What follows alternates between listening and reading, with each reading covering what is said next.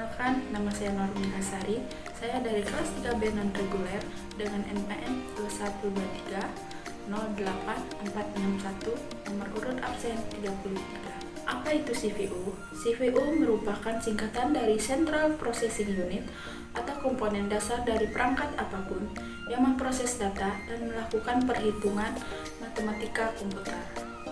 CPU menyediakan kemampuan pemrograman dan bersama dengan memori maupun perangkat input atau output merupakan salah satu komponen yang ada dalam sejarah komputer.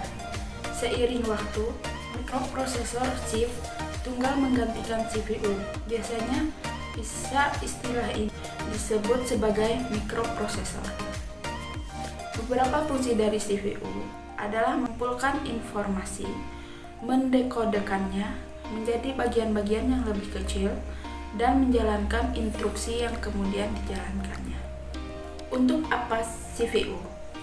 CPU adalah bagian fundamental dari perangkat apapun yang dianggap sebagai otak dari suatu sistem.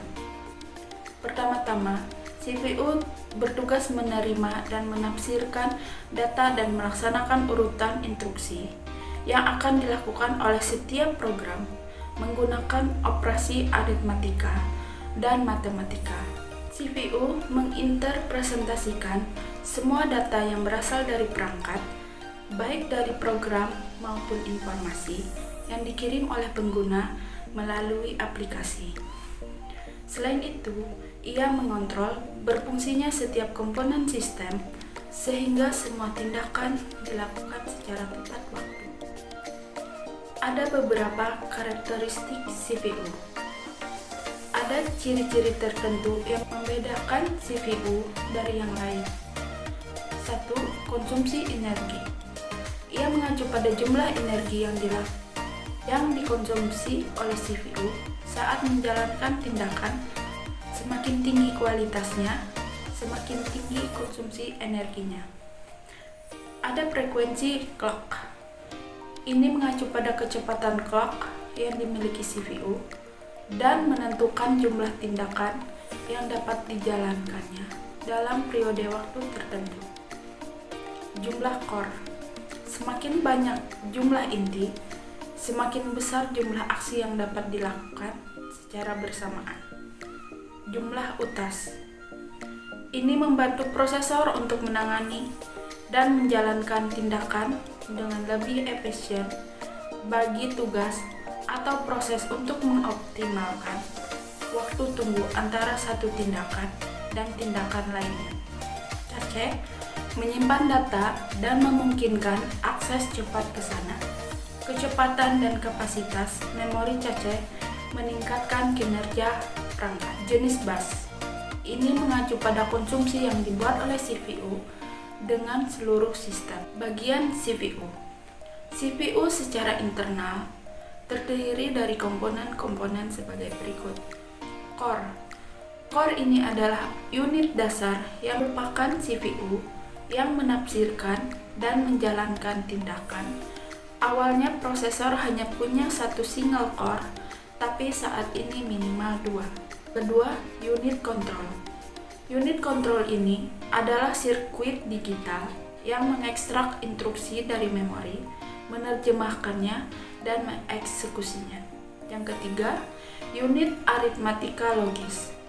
Unit aritmatika logis ini adalah sirkuit digital yang merupakan operasi logika, matematika, dan aritmatika antara data. Yang keempat, unit titik apung. Ini adalah komponen yang berspesialisasi dalam perhitungan operasi floating point. Yang kelima, cache. Ini adalah memori di mana data yang dikonsultasikan pengguna disimpan. Ini memungkinkan prosesor untuk mendapatkan kecepatan. Memori cache. Ini adalah memori berkecepatan tinggi yang memungkinkan Anda untuk mengontrol dan menyimpan instruksi dalam eksekusi. Ada pengontrol memori. Ini adalah sirkuit yang dapat diintegrasikan ke dalam prosesor dan yang mengatur aliran data. antara prosesor dan memori. Ada bus. Ini adalah sistem digital yang mengirim dan menerima data antar komponen. Kartu grafik.